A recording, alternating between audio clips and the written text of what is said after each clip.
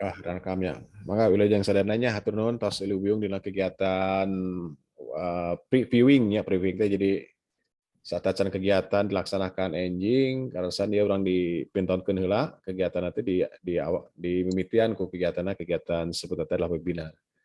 Iya, rupina ayeuna mah tos usumnya sebatas teh hybrid ya gitu nya.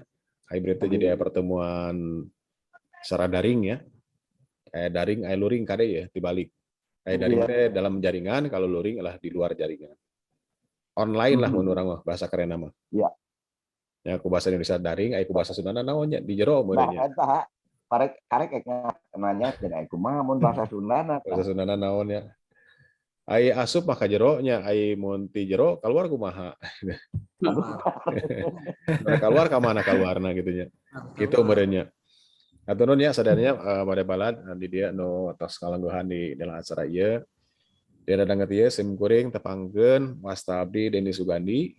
Kata mah Denny we lah gitu nya. Perasaan sim kuring di DT salarupi lahnya serang maudik dua aja panata salagara bagian survei ke bagian atau bagian ribu seksi segala rupi lah minimal minimal tiasa non Nah, orang pada diajakan deui khusus skema khususan ya kalau kamu Pak Felix mah ya soalnya Oke khusus diajak opah. kita orang diajak kemarin ko iya nya bahasa Indonesia apa ya paling tadi ya kemarin ya direkam direkam jadi dia sifatnya bakal ditonton ku nasional. Nasional. Ya, selamat malam semuanya. Assalamualaikum warahmatullahi wabarakatuh. Waalaikumsalam. Ya, Sampurasun sadana. Rampes. Ya, Wabri di dia mantos hadir ya, sudah hadir berapa teman-teman semuanya, diantaranya seperti biasa Pak Felix ya, ini sebagai pupu kita nih, orang tua kita juga, yang saat ini sudah menginjak umurnya adalah 40 tahun Paknya. Nah, gitu. Pas pisan tau. Jadi ninsa kan 40 teh eureun ya tosnya mau lambihan deui da umur mah kitu nya. Saya Jadi hitunganan. sanes awet muda tapi awet kolotnya. Awet kolot. Atau non ya sadana aya Kang Gani ya kayak narasumber di dalam kegiatan di lapangan. Kayak di Anjana bakal memberikan informasi juga berkaitan dengan komunitas Paku Sunda. Nanti juga ada cerita Kang, ya Bapak Ibu semuanya, teman-teman semuanya akan cerita juga tentang situs Batu Payon, Batu Payan ya. Ada ceritanya, ada legendanya. Ini berkaitan dengan kegiatan lingkungan. Kemudian juga turun ya, di sini ada Mang Odik nih, bagian seksi ribu lah sama saya barengan kemarin kita survei. Pak RW hatur nuhun ya, Pak RW 10. Sami-sami. Mohon Kang Dian, Kang Panca, Kang Alek, Kang Panji, Kang Sodikin Kurdi ya. Kang Sodikin ya, sehat-sehat ya. Mudah-mudahan sehat ya. Alhamdulillah ini teman-teman. Mohon nuhun ya. Tujuh kata rajang asma ya, tapi insya Allah lah sehat nih. Kang Fajar Lubis, hatur nuhun ya. Kesepuhan ya. Inohong ya ti Brin. Gentos ya, gentos merek ya nama. Kampung rumah Filipi ya ada jadi Brin, hatur nuhun ya. Kang Gangan juga turun ya. Oke, Kang Fajar juga selaku narasumber akan bantu juga untuk memberikan informasi yang berkaitan dengan kegiatan hidrologi berkaitan dengan Sungai Cimahi yang ada di sana. Baik teman-teman semuanya, kita buka saja. Jadi ini adalah kegiatan kelima, kegiatan Geurban. Jadi Geurban ini diinisiasi oleh Asosiasi Pemandu Geowisata Indonesia atau disingkatnya adalah PGWI. Ini tujuannya adalah sama-sama untuk menjadi sarana belajar dan kemudian juga menjadi sarana aktivasi dan terakhir adalah yang paling penting adalah sarana silaturahmi atau jejaring. Jadi selalu ada orang-orang baru lah atau misalnya teman-teman baru yang bergabung di sini. Jadi kegiatan silaturahmi ini diantaranya adalah bagaimana caranya kita melakukan kegiatan perjalanan, kemudian dari perjalanan ini kita memaknai tentang benda alam, sejarah dan budayanya. Jadi hari ini untuk besok kita akan jalan-jalan ya. Kita akan jalan-jalan kurang lebih sekitar kalau ditarik garis tidak lebih dari 15 kilo ya. Jadi kita akan seperti biasa menggunakan rodanya roda 2, menggunakan motor. Usahakan semua teman-teman menggunakan motor roda 2 juga. Saya sering dulu ya. Nah, untuk kegiatan besok, jadi kita akan mulai tepat pukul 7 pagi lah ya. 7 pagi nanti kita kumpulnya itu di ini ya, di apa? Di Plaza Taman Rakyat Pemkot Cimahi ya, tepatnya di daerah di kantor pemerintahan di sini ya kita akan kumpul. Kemudian nanti bersama-sama kita akan menggunakan kendaraan roda 2, mulai jalan. Stop pertama itu kita akan mengunjungi namanya lokasi, sebutnya adalah Batu Poyan, atau di komunitas Pakusunda. Jadi kalau secara garis besar, kita akan mengikuti jalurnya adalah sungai ini ya, Sungai Cimahi ya. Jadi kalau misalnya saya bukakan seperti ini, di mana Cimahi, nah ini sungainya ya, teman-teman semuanya, nah ini sungainya. Jadi Sungai Cimahi dari mulai dia itu mengalir berhulunya itu dari Situ Lembang ya, buat Bapak Ibu semuanya, teman-teman semuanya yang sudah tahu Situ Lembang. Nah ini Situ Lembang ya. Jadi kalau kita lihat di sini ada sebuah kaldera ya. Ini ada gawir besar ya, kelihatan melingkar seperti ini, mesti curiga ini ya. Kalau kita curiga bentuknya apa, ini pasti bentuknya adalah sebuah bentuk aktivitas gunung api ya. Tapi ini kelasnya kelas kaldera. Karena kalau kita tarik garisnya itu lebih dari 4 kilo ya, dari ujung ke ujung sisi lebarnya. Nah, kemudian di tengah-tengah kaldera itu sendiri muncullah Gunung Api Sunda. Di kaldera Sunda ini muncullah Gunung Tangkuban Parahu yang umurnya lebih muda ya, relatif lebih muda. Kemudian kalau kita tarik sedikit ke arah barat, ketemu dengan danau ya di sini. Ada situ, namanya adalah Situ Lembang. Jadi si Sungai Cimahi itu sendiri juga mengalir dari hulunya itu tepat ada di lereng Gunung Tangkuban Parahu ya, sebelah utara, kemudian itu mengalir, kemudian di bendung ya. Ini bendungan yang dibuat oleh Belanda saat itu tahun 1920-an ya. Di bendung untuk kebutuhan pasokan air baku di daerah Bandung bagian utara dan sebagian ke Cimahi. Kemudian dialirkan melalui lembah ini ya. Ini adalah ini adalah lingkar kalderanya. Dan kemudian melalui Gunung Burangrang, kemudian setelah itu dia mengalir lagi jauh sampai ke selatan. Dan kemudian yang menariknya nanti kita akan melihat bahwa di sini terjadi proses erosi sangat luar biasa ya. Jadi bisa bayangkan bahwa ini aliran sungainya cukup deras ya. Dan kemudian mengerosi, akhirnya membentuk sebuah lembah yang sangat dalam sekali. Dan kemudian ini adalah Sesar Lembang, nanti akan saya detailkan juga kepada teman-teman semuanya. Sekaligus kita akan mengunjungi satu lokasi yang menarik, yaitu namanya Sungai Cimahi yang ternyata digeser ya oleh kegiatan atau aktivitas Sesar Lembang. Kemudian turun ke bawah, dan kemudian nanti dia akan memotong kota Cimahi itu sendiri ya. Ini adalah kota Cimahi. Jadi buat Bapak Ibu semuanya, teman-teman ya, yang tinggal di Cimahi harus tahu bahwa ini adalah sebuah sungai yang memotong kota namanya Sungai Cimahi. Dan kemudian dia akan berakhir atau di muaranya itu sendiri akan bertemu dengan Sungai Citarum ya, tepatnya di daerah ini ya, tepatnya di daerah Curug Jompong. Dan seperti itu. Nah, inilah tentang sejarah dari aliran Sungai Cimahi itu sendiri. Jadi besok kita akan mulai seperti biasa pagi-pagi ya. Ya. Nah, ini ada 3 lokasi utama yang kita kunjungi. Ya, ini Kang Gani nih, lagi nunjuk. Ini adalah sebuah batu, bongkah batu, batu breksi, nanti akan dijelaskan oleh Kang Gani. Apa sih menariknya dari batu ini sendiri? Kemudian implikasi dengan lingkungan itu apa ya? Dan kemudian kaitan dengan gerakan masyarakat untuk menjaga sungai juga, ini juga menarik, nanti akan diceritakan oleh Kang Gani. Ya, inilah batunya Batu Poyan. Ini disusun oleh batunya batu breksi ya, dari vulkanik ya, dari gunung letusan Gunung Sunda dan Tangkuban Parahu. Kemudian yang sebelah kanan kita akan jalan-jalan juga. Jadi ada satu titik pengamatan menarik juga. Kita akan melihat bahwa Sungai Cimahi itu digeserkan ya, bergeser ya posisinya itu oleh Sesar Lembang. Nanti ada satu titik kita akan sama-sama menyaksikan seperti apa bentuknya. Dan kemudian terakhir kita akan mengunjungi satu titik berikutnya ya. Jadi kegiatan ini settingnya itu adalah kegiatan selama setengah hari ya. Ya mulai pagi, kemudian kita akan tutup dengan kegiatannya di siang hari. Berada di daerahnya itu di daerah Curug Bubruk.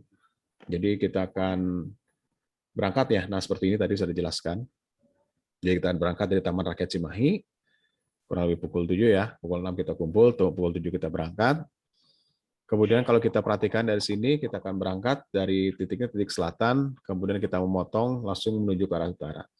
Dan ini akan berakhir di daerah Curug Bubruk atau diwakili dengan huruf E ini ya. Nah, kemudian apa yang kita bisa lihat di selama perjalanan tentunya menarik ya. Jadi bukan hanya tentang sejarah budayanya saja, tetapi juga sejarah alam juga menarik ya. Jadi secara langsung kita akan menyaksikan proses perjalanan sebuah aliran sungai ya. Sejarah tentang air yang mengalir dari Situ Lembang, kemudian akan berakhir bertemu dengan Citarum. Nah, kemudian kalau kita lihat di sini, ini kita akan melewati sebuah sesar ya, Sesar Lembang. Dia juga menarik ya. Jadi kalau kita berangkat dari Sesar Lembang yang di bagian sebelah timur ya, tepatnya di daerah Gunung Batu, kemudian Batu Lonceng, dan kemudian Gunung Palasari. Sesarnya itu sesarnya sesar normal ya. Kalau misalnya kita ketemu di sebelah baratnya, kemudian sesar itu akan hilang di daerah sekitar Ngamprah, tapi bentuknya lagi bukan sesar normal ya atau sesar naik, tetapi akan berubah menjadi sesar geser. Kita akan lihat nanti bersama-sama seperti apa. Gitu ya. Nah, untuk detail teknis pemberangkatan akan saya bacakan nanti di akhir ya, di ujung ya. Nanti akan dibantu oleh Mang Odik, kira-kira seperti apa detailnya. Nah, kemudian teman-teman semuanya, nah ini adalah untuk memperjelas lagi sedikit tentang sejarah alamnya, ya sejarah buminya itu sendiri. Jadi kalau kita lihat di sini, ini adalah peta geologi gunung api atau vulkanostratigrafi yang sudah didetailkan oleh Pak Sutoyo ya. Pak Sutoyo sudah mendetailkan. Jadi Pak Sutoyo ini adalah ahli geologi, kemudian dia mengumpulkan beberapa titik sampel, kemudian dia itu membuat sebuah peta ya. Peta ini berdasarkan dari batu yang tersingkap di permukaan, kemudian dikelompokkan berdasarkan dari kesamaan jenis batuannya, kemudian dari teologinya, dan termasuk dari sejarah pembentukan batuan itu sendiri. Jadi lebih mudahnya buat teman-teman semuanya, jadi untuk melihat besok, untuk warna biru yang ada di sini ini, ya warna biru ini ya, biasanya diawali dengan huruf T ya, T itu adalah artinya Tangguhan Parahu.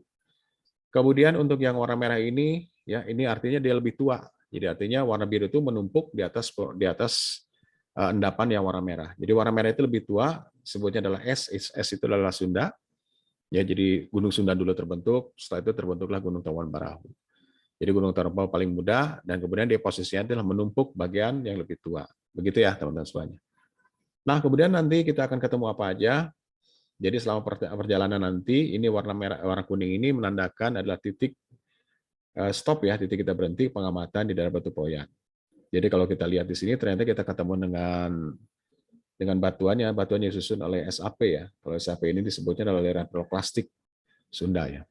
Jadi ini adalah material dari letusan gunung Sunda, dan umurnya cukup tua sekali, kemudian mengendap di sekitar daerah Batu Poyan, termasuk batu yang tadi diperlihatkan ya, batu Poyan tadi ya. Dari mana tuh datangnya? Ternyata datangnya dari Gunung Sunda. Kemudian nanti kita akan naik lagi sampai ketemu dengan sesar Lembang ya. Ini kelihatan ya, ada sesar Lembang sebelah sini.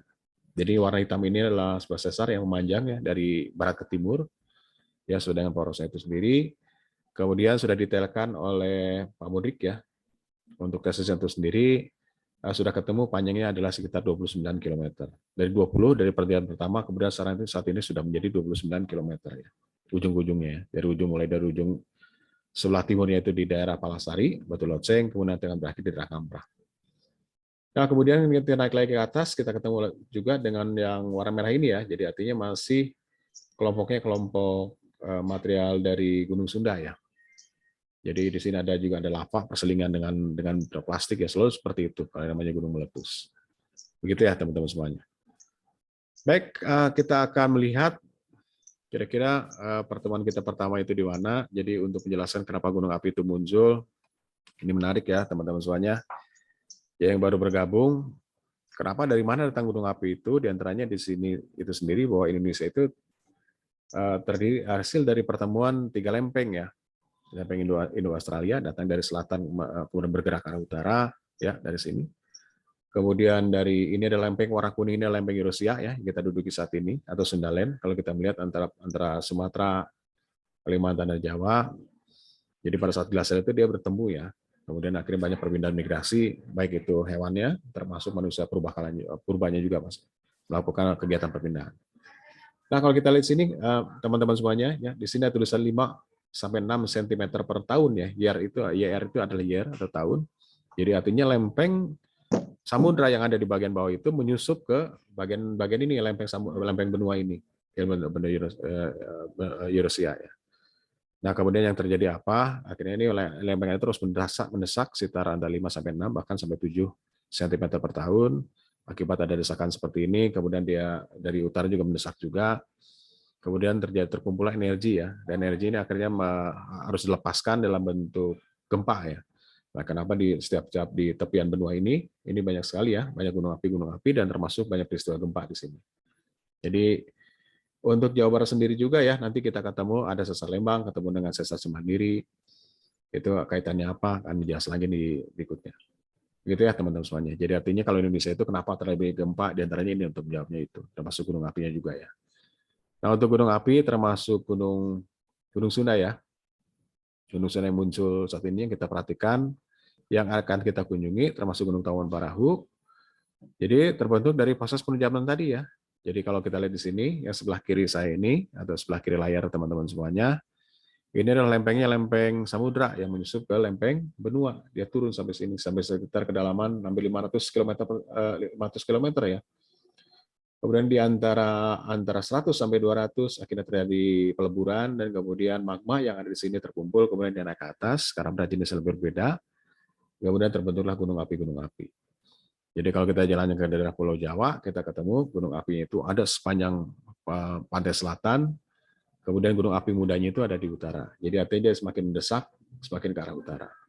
Jadi artinya apa? Gunung apinya bergeser. Tadinya aktivitas di selatan, kemudian itu bergeser ke arah utara. Gitu ya. Jadi untuk menjawab kenapa kok muncul ada Gunung Tawon Parahu. Baik teman-teman semuanya, ini akan saya detailkan lagi, ini juga menarik, ya ada informasi menarik. Jadi ada beberapa penelitian ulang ya, ini adalah terbaru ya dari Pak Prof. Kusuma juga mengatakan demikian bahwa kalau kita lihat di sini kedudukan Cimahi itu sendiri ya, ini sebelah kiri adalah Cimahi itu dibagi 3, kecamatan Cimahi Utara, Cimahi Tengah, dan kemudian Cimahinya Cimahi Selatan. Untuk kegiatan geourban yang keempat, kita jalan-jalan ke Cimahi Selatan ya, kita ketemu dengan Gunung Parakasi ya, ada intrusi di sana, batuannya berbeda, kemudian datarannya lebih rendah dibandingkan kalau kita berangkat ke utara. Jadi kalau di Cimahi sendiri juga dari penampangnya itu dia itu di titik paling tinggi itu antara 1.200, kemudian titik paling rendah itu adalah 630. Ya. Nah ini warna kuning juga sama, sudah ditekan juga bahwa ternyata Cimahi itu sendiri berada di dua formasi ya, formasi batuan. Jadi disebut formasi itu adalah jenis batuannya sama, asal usulnya juga sama, kemudian setelah itu dibuatkan batasnya ya, batasnya sebelah mana, sebarannya ada di mana. Jadi Cimahi itu sendiri ada duduk di dua formasi ya, yaitu formasi Ciberem dan satu lagi adalah formasinya formasi Kosambi ya. Jadi formasi Ciberem itu yang warna kuning ya, teman-teman semuanya. Yang warna kuning ini menandakan bahwa hasil dari produk hasil letusan gunung api. Tadi sudah jelaskan ya gunung api yang mana, di antaranya gunung api Sunda dan Tawon Parahu. Kemudian yang warna hijau itu sendiri adalah endapan danau ya. Endapan danau. Jadi kalau kita bayangkan seperti apa, nah seperti inilah kurang lebih. Jadi yang warna kuning tadi ya, warna kuning tadi yang diperlihatkan ya, yang warna kuning ini ya. Nah ini adalah warna kuning kok bentuknya seperti kipas ya. Sebenarnya kipas aluvial, jadi artinya ketika gunung di sini meletus, material terbawa oleh air, ya diangkut, yang melalui sebutnya adalah mekanismenya adalah transportasi, kemudian terbawa, kemudian dia membentuk kipas ya, kipas aluvial, kemudian disusun oleh batuan-batuan vulkanik. Jadi kalau dibayangkan seperti ini ya, jadi artinya inilah kota Cimahi itu ada di sini. Ya inilah Danau Bandung ya, Danau Purba Bandung yang terbentuk. Ini hasil material letusan yang dibawa turun ya, dibawa turun dari daerah tinggian sekitar daerah Gunung Tawon Parahu, kemudian dia itu turun, kemudian mengendap di sini, dan kemudian Cimahi itu di antara ini ya, di antara batuan vulkanik dan batuan danau purba, danau Bandung purba di sini ya. Yang materialnya ini ada 2 ya. Nah kita lihat seperti inilah, ya seperti itu kurang lebih. Nah kemudian ini dari Pak Hutasoid ya, Pak Lambok juga sudah memberitakan juga. Yang sebelah kiri atas ini ya, teman-teman semuanya, ini adalah Sesar Lembang. Kemudian kita ketemu dengan Cisarua, kemudian Cimahi ada di bawah, kemudian sampai turun lagi ke bawah daerah Citarum. Nah ini pertemuan. Jadi kalau kita melihat dari mulai ketinggian sekitar 1.200, kemudian yang paling rendahnya itu sekitar berapa? Sekitar 700-an ya. Ini ya. Jadi penampangnya jadi si Sungai Citarum, Cimahi itu sendiri dia mengalir dari utara. Kemudian kalau lihat di sini kan cukup deras ya. Cukup deras airnya, kalau nanti kita saksikan bersama-sama, makanya kenapa banyak air terjun ya. Kemudian celahnya sangat sempit sekali, kemudian bisa mengerosi dengan sangat luar biasa, jadi menandakan bahwa lerengnya juga cukup terjal. Kemudian setelah itu ketemu dengan kota Cimahi, yang kemudian akan berhulu di sekitar Citarum. Nah yang menariknya apa?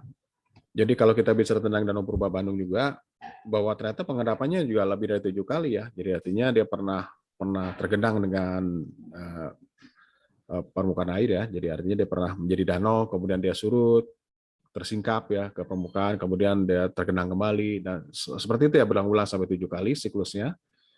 Jadi dari hasil data pemboran ini terlihat ada beberapa endapan ya, selang-seling antara endapan Danau Purba kemudian dengan endapan vulkanik ya, selalu selang-seling seperti ini. Jadi hasil pemboran, jadi menandakan bahwa Danau Purba Bandung itu sendiri juga bukan dalam satu kali genangan kemudian itu surut, tidak seperti itu ya. Jadi hasil dari penelitian McDam, jadi beliau mengatakan bahwa Danau Bandung itu termasuk sebagian Cimahi itu, ya Cimahi juga termasuk di ya, memiliki endapan Danau Purba juga sana, endapan Danau Purba. Kemudian terbentuk dalam 7 kali ya, 7 kali pengendapan. Ya tersingkap, kemudian surut, susut airnya, kemudian terisi lagi, susut lagi, terisi lagi. Jadi ketemu jadi mana? Jadi kalau kita lihat di sini, yang warna kuning ini adalah batuan-batuan vulkanik. Kemudian kalau yang warna hijau itu adalah ini ya endapan danau atau sebutnya lakustrine. Ini juga menarik ya. Nanti kita akan bisa saksikan bersama-sama kalau kita jalan-jalan ke sekitar bagian selatan. Seperti itu ya teman-teman semuanya. Nah kemudian kita kembali ke Cimahi. Jadi ini adalah foto udara. Jadi untuk memperlihatkan posisi Sungai Cimahi itu yang sudah memotong kota Cimahi ya. Nanti kita perbandingkan ya kira-kira. Sungai yang memotong kota Cimahi itu seperti ini. Kalau kita perhatikan ya, mulai di beton ya, mulai diarahkan seperti ini. Dan kemudian jadi dikondisikan supaya air itu tidak tergenang ya, tidak terlalu lama, tapi dia mengalir cepat sampai ke arah hulu. Jadi artinya di sini bisa jadi dulunya itu sungainya tidak selebar ini, mungkin lebih lebar ya. Kemudian setelah itu dikondisikan seperti ini, lebih selahnya lebih sempit. Jadi implikasinya apa? Di sini ada beberapa laporan bahwa inilah jumlah kejadian bencana ya, korban yang terdampak. Ini data lama ya di BNPB tahun 2016 ya, akhirnya sering terjadi muncul banjir. Ini nanti bisa ditanya ke Mang Odik ya, ternyata di Cimahi bagian selatan itu sering terendam banjir pada saat musim penghujan ya. Apakah si sungai itu juga termasuk kontribusi ya, si posisi bentuk sungai seperti ini ya, kemudian ditata seperti ini juga menarik, nanti bisa dikaji juga. Dan kemudian implikasinya apa? Akhirnya sering terjadi yang namanya banjir seperti ini. Ya. Dan ini adalah beberapa indikator yang berkaitan dengan penanganan ya. Yang akan saya share juga buat teman-teman semuanya bahwa ini adalah upaya pemerintah bagaimana caranya penanganan Sungai Cimahi termasuk di dalamnya itu supaya tidak terjadi lagi banjir. Di antaranya penanganan sampah ya. Dan ada penanganan lahan kritis ya. Karena di bagian atas sudah berubah ya. Tadinya itu hutan, kemudian saat ini berubah menjadi perkebunan. Termasuk juga ada limbah industri, ada limbah peternakan juga ada, kemudian penanganan air limbah domestik, dan kemudian juga ada pengolahan sampah yang kurang baik ya, termasuk penataan ruang, tadi sudah diperlihatkan oleh gambarnya itu sendiri, dan kemudian pengolahan sumber daya air. Ya. Ini adalah upaya-upaya pemerintah bagaimana caranya supaya tidak terjadi lagi seperti ini, dan ini adalah beberapa indikator. Apakah terlaksana di lapangan atau tidak, sebenarnya bisa kita saksikan secara bersama-sama ya. Kalau dampaknya banjir masih ada, berarti menandakan bahwa ada masalah di sini. Jadi mudah-mudahan kita akan coba detailkan ya di lapangan ya. Baik, berikutnya ini adalah foto udara atau foto drone. Ini di Ciawitali ya, di tempatnya Kang Gani ya. Daerah Batu Poyan, Ciawitali, Cimahi. Ini arahnya ke arah utara. Jadi kalau kita melihat peta Google, kita melihat ada sebuah lembah yang sangat dalam sekali ya. Ini kedalaman sekitar antara 400 sampai 700 meter ya, yang dierosi ya. Ya bayangkan ya kekuatan airnya sangat luar biasa. Jadi hanya Sungai Cimahi ya yang bisa menoreh sedalam ini ya. Jadi juga menarik ya, ada beberapa penelitian juga bisa jadi bahwa ini sebuah sesar yang memanjang dari utara ke selatan, jadi bukan lagi timur barat ya. Apakah ini sesar atau bukan juga belum ada penelitian lebih jelas. Tapi ada beberapa ahli yang berani mengatakan bahwa ini bisa jadi sebuah sesar. Sesar dari utara, kemudian utara selatan, yang memotong ini ya, memotong perkota ini ya, persis yang ada di antara Ciawitali sampai ke arah kota Cimahi. Dan ini adalah lokasi tempatnya Kang Gani ya, teman-teman semuanya di daerah Ciawitali atau di komunitas Kasunda ya. Kemudian kita ngedrone bareng ya untuk melihatkan bahwa ini bentuknya seperti ini. Yang paling bawah ini adalah Sungai Cimahi ya. Jadi kita lihat meliuk-liuk ya. Dan kemudian dataran banjirnya cukup luas. Jadi kalau kita lihat di sini secara kita lihat bahwa sungai itu lebar sebenarnya. Tapi karena ini adalah debitnya airnya kecil, kemudian dia menjadi menoreh hanya bagian di dasarnya saja. Tetapi bila mana airnya semakin tinggi dan semakin banyak debit airnya, ini menjadi dataran banjir. Jadi menandakan bahwa ini adalah menandakan sungai ini sungai deras ya, sungai deras. Tapi ya, saat ini perubahan lingkungannya sangat cepat sekali, bisa menandakan bahwa ini ada perubahan ini ya jumlah debit air itu sendiri.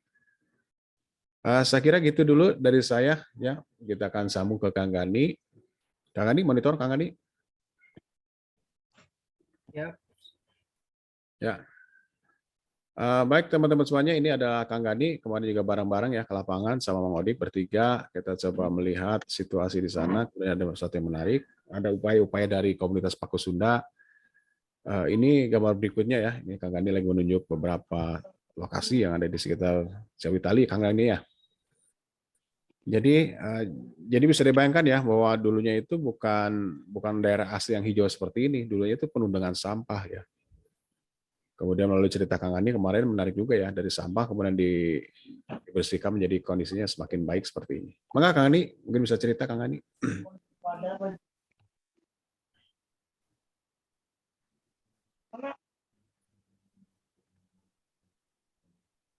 Maka Kang.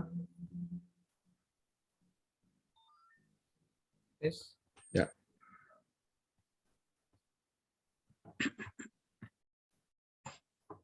Tuh cek tes. Ya, maka.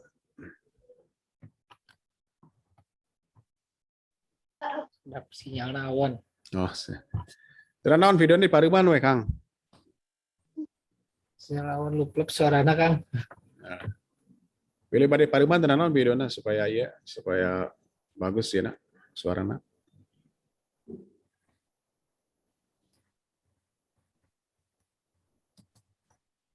Buat Sedap video. sih. Oh ya. Jika ada miliaran BTS ya, tiang BTS ya. Baik, saya wakilin aja ya, Kang Ani ya. Jadi ini adalah lokasi di komunitas Paku Sunda ya.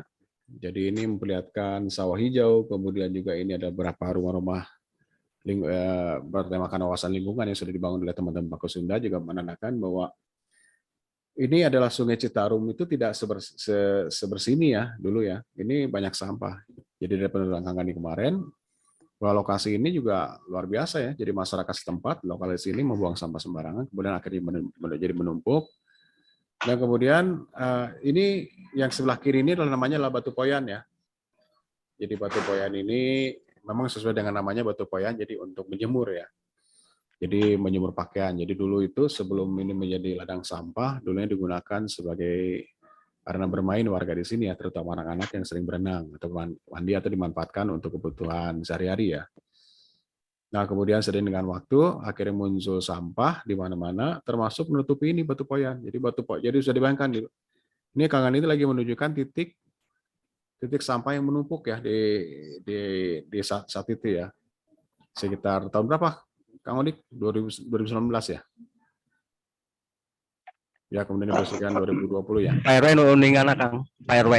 Oh, mangga Pak RW. Pak RW mangga Pak RW. Oh, Pak RW-nya. Ayo Pak RW, mangga. Ya. Ya, itu awalnya batu itu penuh sama sampah Pak itu.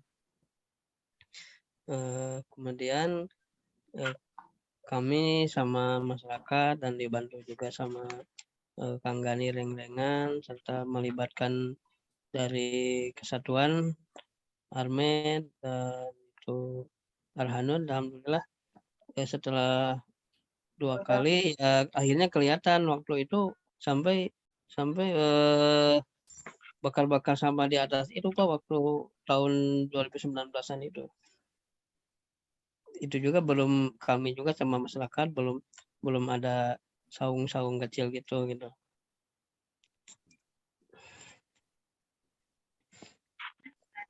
Ya. Ya. Mangga. Tahun seberapa Pak Haji? Gitu Pak RW? Tahun 2019-an Pak. 2019 ya. Bersama Kang Gani sama Eta disebut Batu Poyan di mana Pak RW? Punten Batu Poyan. Oh, itu kan semasa abdi masih kecil itu berenang, berjemur di situ. Jadi berenang wayan lah di batu itu, batu wayan. Tuh. Jadi itu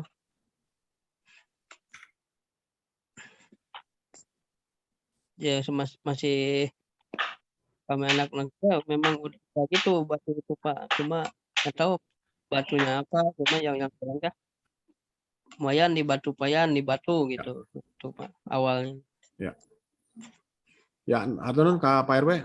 Mana Kang Gani? Desa nambihan deui Kang Gani. Kumaha upaya-upayana Kang Gani? Mangga. Remisinya sinyal plop juga namanya. Tenan naon atuh. Jika orang detailkan di lapangan lain salahnya anjingnya orang babalangannya orang didiskusikan di lapangan. Nun. Ya, nun Pak RW. Ya. Baik, teman-teman semuanya tadi sudah ada keterangan dari Pak RW bahwa dulu itu si batu ini penuh dengan sampah, kemudian bersama teman-teman ya termasuk Kang Gani dan teman-teman yang lain dari Pak Kusunda, akhirnya ini diselesaikan dengan cara dibersihkan ya Pak RW ya. Ya, kerja bakti. Kerja bakti, kemudian tadinya penuh dengan sampah, tersumbat, kemudian bisa bersih seperti ini. Kemudian batu poyan sebagai ciri ya. Jadi kalau tadi keterangan Pak RW katakan bahwa kalau habis mandi, kemudian si bajunya itu disimpan di sini ya, dikeringkan lah gitu. Iya. Dikeringkan gitu ya Pak Haji ya? Pak Iya. RW ya. Dikeringkan seperti itu. Jadi Berjemur lah. dan berjemur. Lagi sampai Jangan berarti moyan deh gitunya, berarti moyan. berjemur ya itu moyan. Moyan ya berjemur. Wayan kan lah gitu istilah Sunda mah. Ya, Wayan ya, di batu gitu. Ya.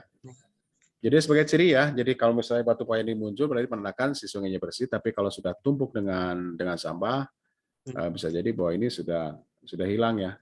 Ya alhamdulillah Pak, setelah dibersihin, nah udah 2 tahun ini anak-anak mulai lagi ngararoja ya pada berenang gitu. Jadi ya setidaknya lah ada 1 jam juga terlepas dari HP-nya, alhamdulillah Pak. Sekarang kadang ada tamu ke saung juga suka nyawer karena pada harapan juga anak-anak senang gitu lah. Nah akhirnya juga ya masih ada ikan kecil kayak impun, benter gitu masih ada udang kecil-kecil masih ada Pak itu. Oh masih ada ya. Ya. Siap. Nun Pak RW. Ini Kang Gani itu masih ada kesulitan koneksi ya nggak apa-apa lahnya di wakilan ke Pak RW. Cek. Ayo Kang Gani biasa. Siap nembe saya. Oh mangga sok ditambihan Kang. Tadi atas saya keterangan di Pak RW, mangga.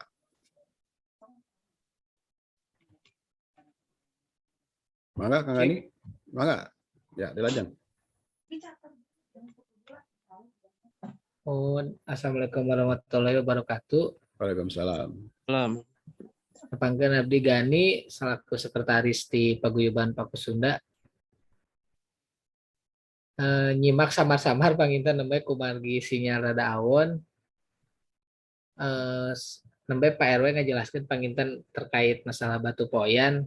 Nah, kapungkur di Pak Kusunda Nyalira Pak RW teh kita umajak gitu terkait khususnya saung kanggo ngabangun saung kapungkur di daerah Ciawi.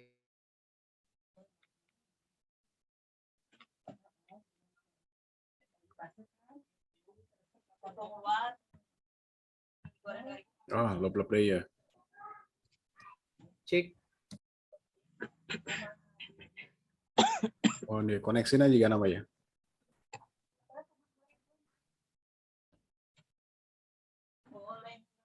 Maka mohon dia koneksinya juga namanya. Maka orang lanjang wainya, Kang Gani ya. Baru orang lanjang wainya. Siap. Ya, kemudian juga yang menarik ke sana tadi sudah sampaikan oleh Pak RW dan Kang Gani sedikit ya, tetapi juga menarik bahwa ada keinginan dari komunitas untuk membuat lingkungan sini menjadi bersih ya. Dan dia bersih dari sampah. Nah, kemudian juga di sini ditemukan juga ada beberapa sumber mata air ya. Jadi menandakan materi muncul ketika sampah sudah diselesaikan dibersihkan. Kemudian beberapa daerah masih hijau ya, masih hijau tidak berubah tata guna lahannya. Dan kemudian juga ada beberapa mata air yang muncul di sekitar sini. Ini menarik ya. Mungkin Kang Fajar bisa bantu Kang Fajar? Ada kemunculan mata air? Oke. Nah, ini mata air yang kita akan cek juga bersama-sama oleh teman-teman semuanya. Tidak di besok ya, kita lihat ya berapa besar debitnya, kemudian seperti apa bersihnya, apakah layak minum atau tidak, juga menarik ya. Karena ini dimanfaatkan oleh masyarakat sekitar. Jadi menandakan bahwa indikatornya itu bahwa kalau misalnya munculnya air bersih seperti ini, menandakan bahwa tata guna lahan di atasnya masih baik ya. Begitu ya teman-teman semuanya. Nah, kemudian ini adalah penampang dari sungai itu sendiri. Jadi kalau kita bayangkan Sungai Citarum tadi, Sungai Cimahi tadi dari utara datang ke selatan, seperti ini perjalanannya. Ya, jadi itu mengalir ya. Kemudian di sini ada lembahnya yang sudah tererosi, dan kemudian adalah teras-terasnya yang terbentuk dari proses pembentukan sungai dengan waktu yang sangat panjang ya. Jadi kalau rentan umur itu sendiri, Gunung Sindoro itu umurnya adalah sekitar 500.000 tahun yang lalu, kemudian terjadi letusan besar ya. Tadi material tadi yang menutupi sebagian kota Cimahi itu adalah sekitar 50.000 tahun yang lalu. Jadi butuh waktu ya untuk bisa membuat erosi seperti ini. Begitu ya. Jadi selain kita melihat ini juga, kita akan berkunjung ke lokasi berikutnya. Ini Pak Pelik pernah kesini ya, Pak Pelik ya, ke Curug ini ya, Curug Panganten ya. Curug Panganten, betul. Ya, Curug Panganten. Jadi kunjungan berikutnya kita akan datang ke satu titik. Jadi tidak akan turun ya besok. Jadi hanya melihat dari kejauhan. Ini namanya curugnya Curug Panganten. Juga menarik ya. Ini curugnya sangat dalam. Jadi menandakan bahwa ini sungai muda. Jadi kalau kita melihat seperti ini adalah beberapa vegetasi yang menutupi beberapa gawir terjal seperti ini ya. Terjal seperti ini, kalau misalnya disingkapkan, ini pasti batuannya batuan vulkanik semua. Dan kemudian kalau kita lihat ke arah selatannya, ini ada lembah sangat suram sekali. Jadi artinya si Cimahi itu sendiri ya melewati sebuah lembah yang sangat suram, dan kemudian ini menandakan bahwa airnya cukup deras, kemudian dia mengerosi sangat dalam sekali. Ya, inilah beberapa pemandangan curug ya. Nah, kemudian berikutnya kunjungan terakhir kita akan berakhir di daerah Curug Bubruk ya. Curug Bubruk, jadi kita naik lagi ke arah utara. Jadi lebih sedikit ke hulu ya. Sedikit hulu sebelum ke daerah Situ Lembang. Jadi kita akan berakhir ke titik ini namanya curugnya Curug Bubruk. Juga menarik ya. Jadi kalau kita bandingkan antara Curug Panganten dengan Curug Bubruk juga kurang lebih sama. Jadi dia akan mengalir di tebing terjal ya, seperti ini tegak ya. Jadi kalau nanti kita lihat apakah ini batuannya batuan lava atau batuan piroklastik, kita akan sama-sama lihat. Tapi yang paling menarik proses terbentuknya seperti apa. Jadi di sini ada beberapa model ya pembentukan yang namanya air terjun. Jadi kalau kita perhatikan di sini ya teman-teman semuanya, kalau kita perhatikan di sini, jadi dia itu mengalir ya, dia mengalir di antara celah ini ya. Celah ini tererosi ya oleh kekuatan air. Kemudian inilah gawir terjal seperti ini. Kenapa bisa terbentuk seperti ini? Jadi menandakan kalau misalnya saat si aliran Cimahi ini cukup deras, dia mengerosi ya beberapa wilayah di sini, ya, cekungan di sini terbentuk seperti gentong seperti ini. Jadi menandakan bahwa si batuan penyusun yang ada di bagian sini itu lebih mudah tererosi ya dibandingkan batuan yang ada di sini. Jadi menandakan batuan yang ada di atas ini lebih keras. Jadi bisa digambarkan seperti ini ya. Jadi sini adalah batuannya lebih keras, ya, jadi artinya tidak mudah tererosi. Kemudian dia terbentuk menjadi seperti kolam, jadi bagian bawah. Karena kekuatan air tadi ya, karena kekuatan air, kemudian dia mengerosi batuan-batuan yang lebih rapuh ya, lebih mudah tererosi. Akhirnya terbentuklah yang namanya bentuk seperti ini ya, bentuk melingkar seperti ini, gitu ya. Nah inilah penambangnya seperti ini prosesnya. Kemudian yang berikutnya kita akan berkunjung ke satu titik lokasi ya, lokasi terakhir yaitu kita akan melihat sebuah sungai ya, Sungai Cimahi itu sendiri ternyata digeserkan oleh sesar Lembang. Ya, ini adalah foto udara ya, ini adalah sungai. Ya inilah curug tadi ya, ada Curug Panganten. Satu lagi Pak, namanya apa Pak? Yang paling bawah? Ada Curug Panganten di atasnya, ada curug lagi di bawahnya. Curug Lalai, Pak. Curug Lalai ya, Curug Lalai ya. Ya. Nah, ini Curug Lalai ya. Hmm. Jadi saya tunjukkan, nah ini ada Curug Lalai ya. Nah ini ada Curug Lalai. Dan kemudian kalau kita perhatikan si sungainya itu, nah ini Sungai Cimahi seperti ini, dia berbelok. Nah, gini berbelok, kemudian berbelok lagi ke arah sana. Jadi ini adalah utara ke arah ininya adalah kebalikannya adalah selatan. Jadi dia datang dari sini, kemudian dia berbelok, kemudian setelah itu datang lagi ke arah selatan. Selatan, ini ke arahnya ke arah utara. Jadi dia berbelok seperti ini. Nah, kemudian saya menggunakan datanya dari Pamudrik. Jadi Pamudrik sudah menerbitkan untuk mempublikasi melalui hasil penelitian beliau. Jadi ini adalah garis merah ini adalah garis sesar aktif sesar Lembang yang ada di segmen sekitar Parongpong. Ya. Dan menariknya apa? Jadi persis ternyata dia memotong, Pak. Jadi memotong ini ya, memotong jalur sesar ini. Jadi kalau ini adalah Sungai Cimahi ya, datang dari utara, kemudian dia berbelok, kemudian dia turun lagi sini. Jadi artinya ya ini terjadi pembelokan oleh kegiatan sesar. Kenapa bisa seperti ini? Jadi bayangkan kalau yang namanya sesar itu adalah dua blok yang berbeda ya. Ini saya tandakan seperti ini ya. Nah inilah sesarnya seperti ini. Ini sebutnya sesar normal ya. Jadi ini kalau kita bayangkan yang ada di daerah sekitar Gunung Batu ya, Gunung Batu ataupun di daerah sedikit ke arah timur ya, ketemu dengan Gunung Palintang. Jadi ada yang naik, ada yang turun. Yang turun itu adalah ini adalah Lembang, ini adalah yang naik. Naiknya itu adalah di sekitar Gunung Batu. Jadi bisa dibayangkan bahwa ini adalah Gunung Batu ya, buat teman-teman semuanya. Tapi NSP-nya di daerah Palintang atau sebelah ke arah timur. Kemudian kalau yang ini yang di daerah Parongpong ternyata seperti ini, sesarnya sesar geser.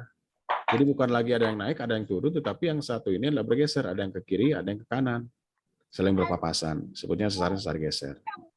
Nah ini yang terjadi dengan ini ya, dengan kondisi yang ada di Sungai Cimahi yang dilewati oleh sebuah sesar. Ini sesarnya warna merah ini sesarnya ya. Jadi ini bloknya ini blok A, ini adalah bloknya blok B.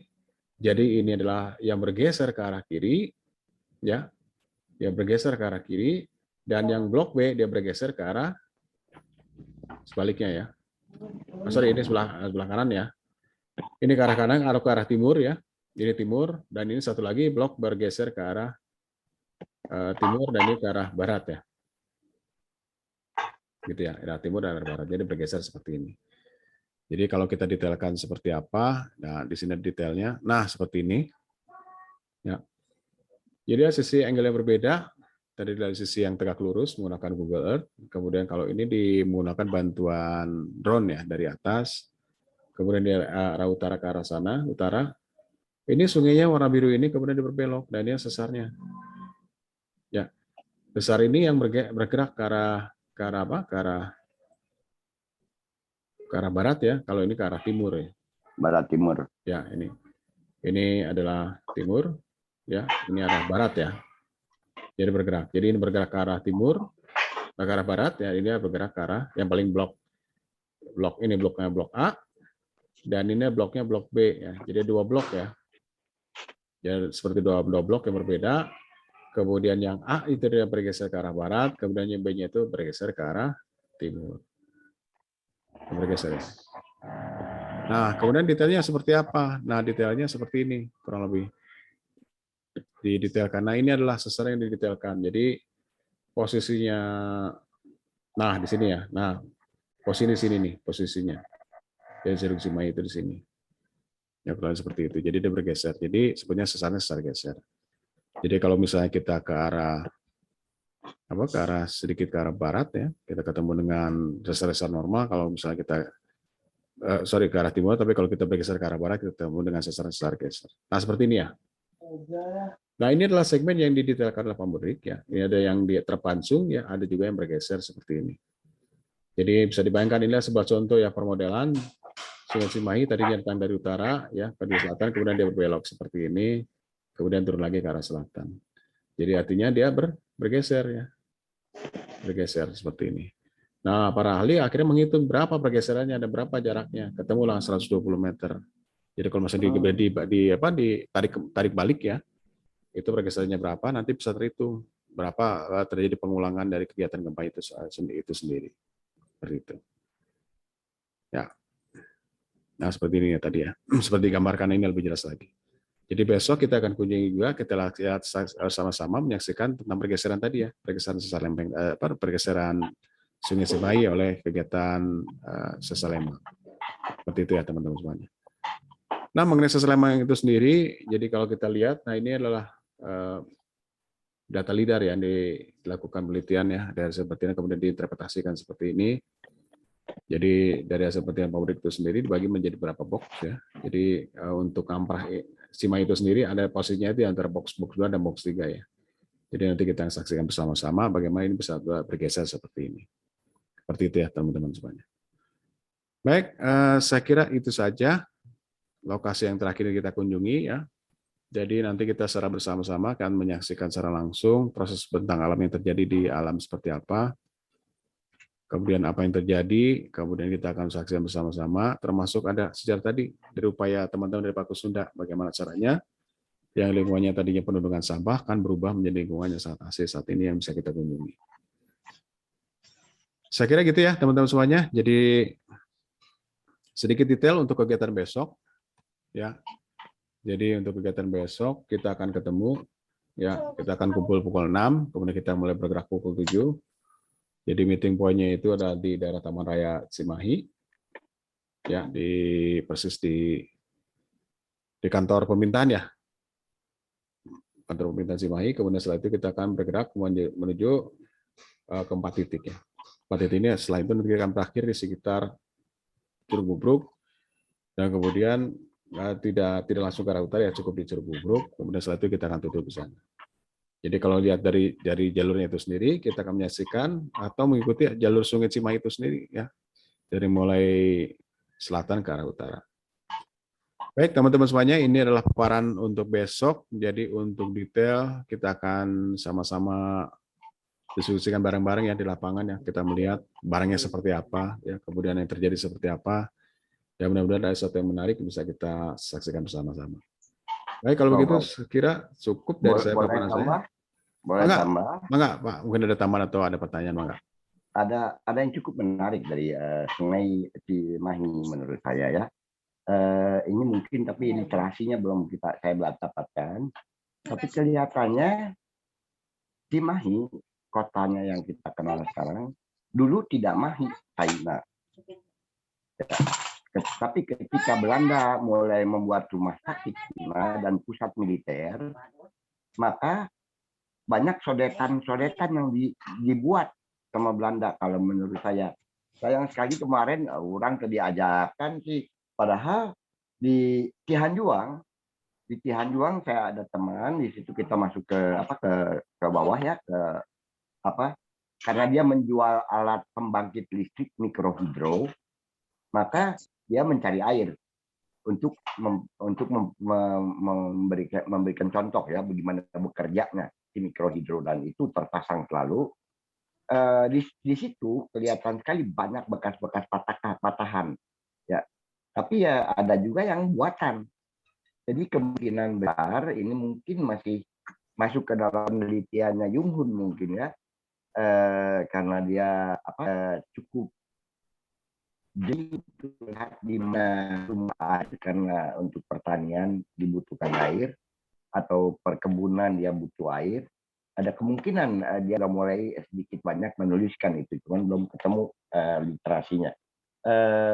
Jadi kalau kita lihat dari atas, paling atas itu yang ada terpotong sama jalur ke Cisarua dari Lembang, itu kan ada satu curug. Itu mungkin yang kita sebut Curug Cimahi, yang katanya belakangan disebut Curug Pelangi. Nah, di bawah itu ada Curug Panganten. Ya, dan sebetulnya masih banyak curug-curug kecil, termasuk di tempatnya Pak Edi itu, ya di Cihanjuang.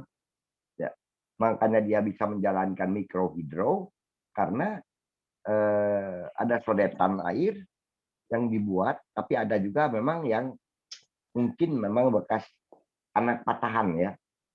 Jadi si sungai juga terpisah-pisah. Ini yang sangat menarik sebetulnya ya untuk kita lagi Cimahi yang berasal dari Danau Lembang. Itu aja kira-kira. Ya, non Pak Felix. Ya. Ya, non. Mangga. Mungkin ada tambahan, silahkan. Kang Adi mau nambahin lagi atau Pak RW atau Pak Sodikin, mangga.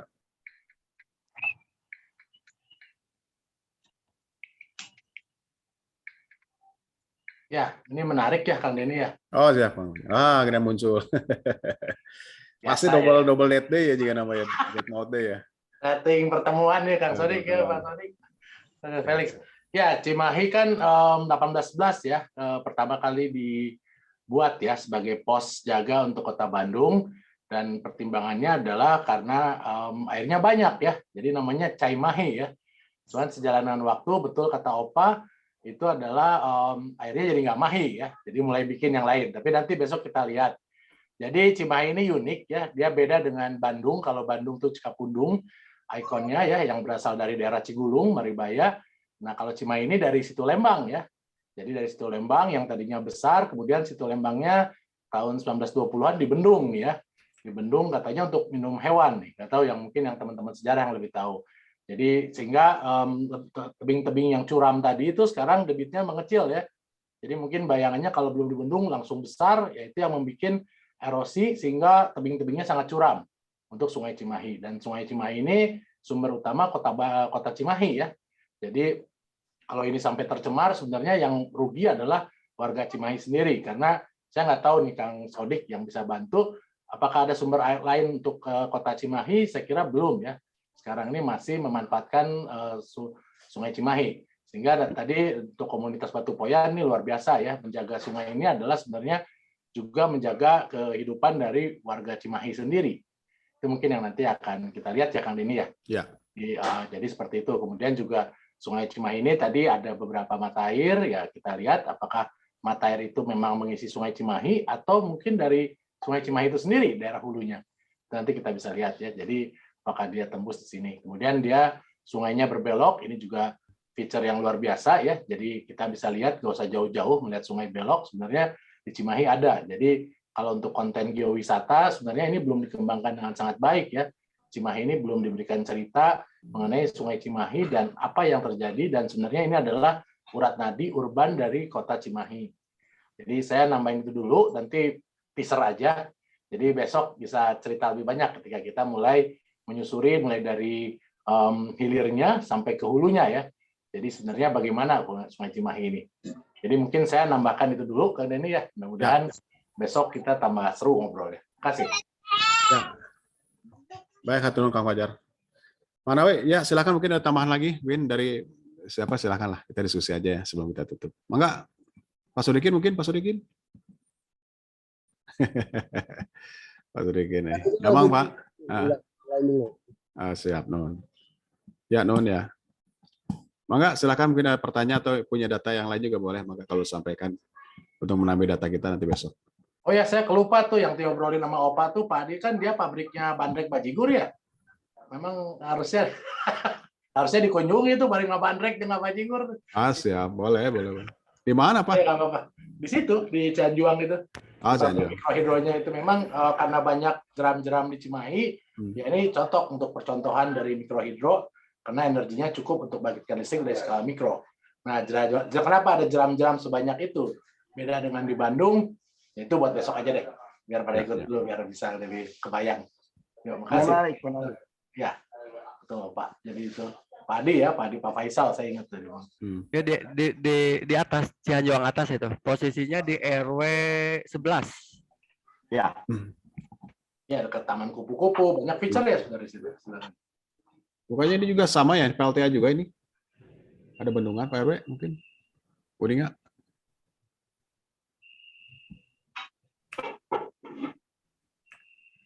Bendungan. Oh, atau besok aja diceknya. Besok ya kita cek ya. Ya, Pak. Iya. Bukan ya? Bukan, Pak. Oh, bukan ya. Siap. Oke, besok orang cek, Pak. Ya. Mangga, silakan kalau ditambahkan lagi juga boleh. Kalau ada pertanyaan juga boleh, silakan. Mangga.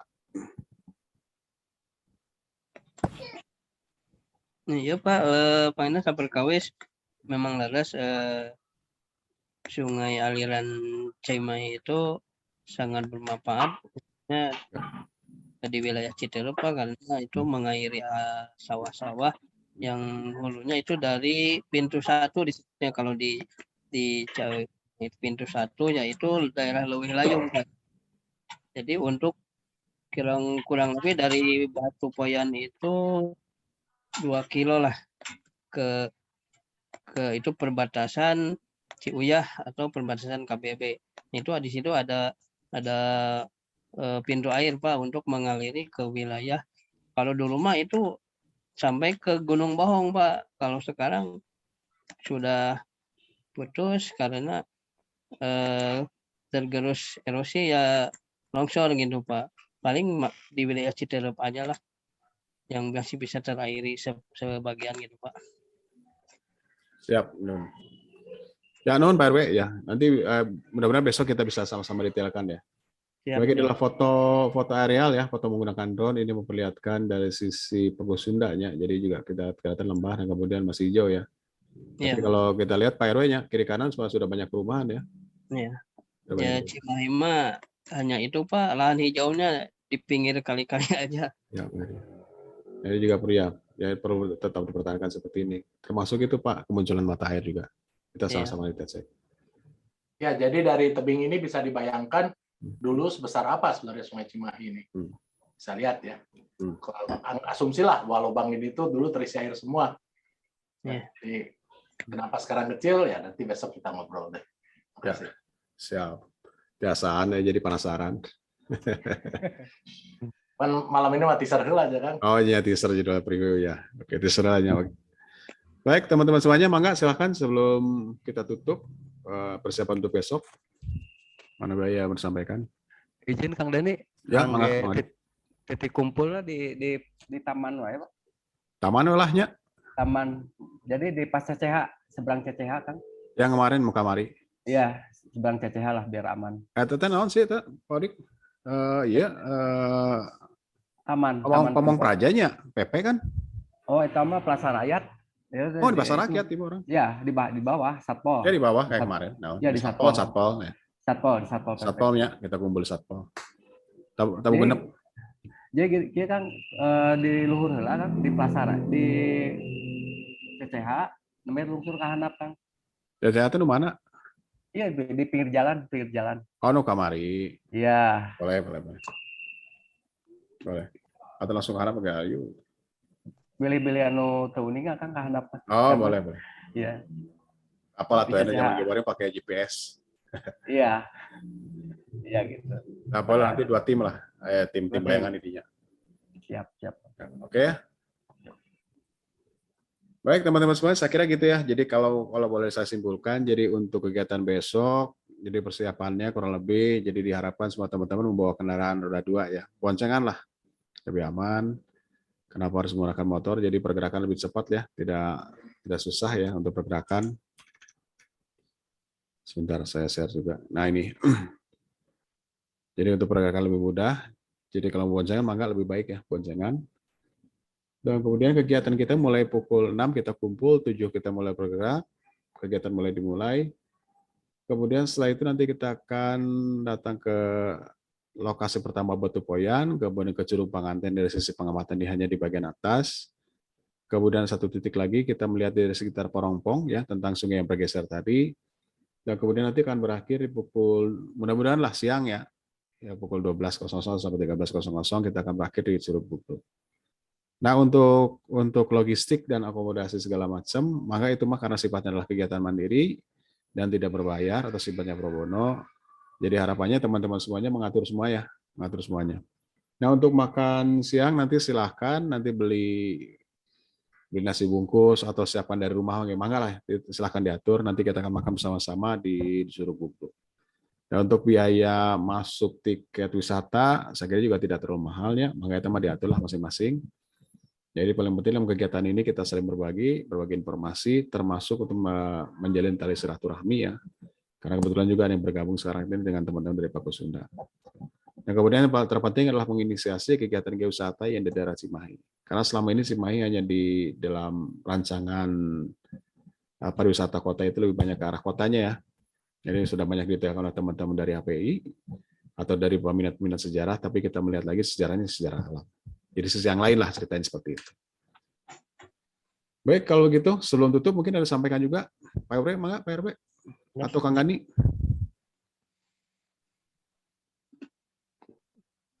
Cakapnya. Ya. Baik, kalau begitu teman-teman saya kira cukup. Jadi kita selesaikan malam ini. kita akan persiapan untuk besok. Jadi harapannya siapkan kendaraan masing-masing, perbekalan mangga disiapkan. Kita ketemu tadi ya, lokasinya akan di-share nanti di grup. Buat teman-teman yang belum bergabung dengan grup, silahkan nanti bisa kontak ke Mang Odik ya, untuk bisa dibantu lokasi meeting point-nya di sebelah mana. Siap Kang. Nah, untuk safety sama ya, karena ini jalannya bukan jalan umum ya, tapi jalannya jalan apa? Agak tertutup ya. Jadi jalannya jalan desa, jadi saya kira juga aman lah untuk pergerakan nanti. Baik, saya kira gitu ya teman-teman semuanya. Sebagai terakhir mungkin saya sampaikan